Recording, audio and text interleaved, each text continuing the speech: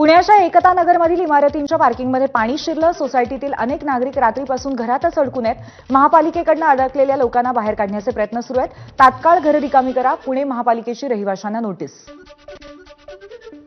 सलग तिसऱ्या दिवशी ठाण्यामध्ये पावसाचा जोर कायम। वंदना डेपो परिसर जलमय। महापालिकेकडून पंपाच्या साहाय्याने पाणी निचरा करण्याचं काम सुरू।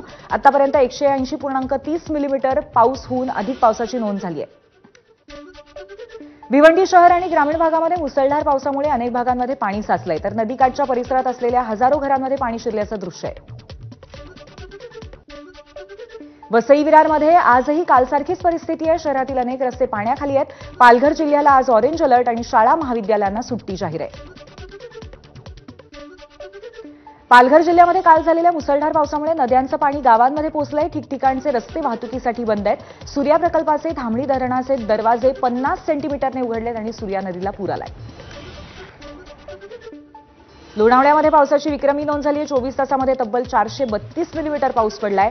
लोणावळ्यातील आजवरचा हा सर्वाधिक पाऊस असल्याची नोंद झाली आहे। हवामान खात्याच्या अंदाजानुसार खबरदारीचा उपाय म्हणून आज राज्यातल्या अनेक जिल्ह्यातील शाळांना सुट्टी।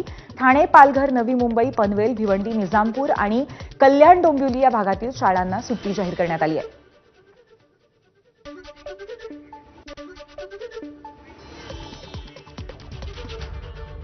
आणि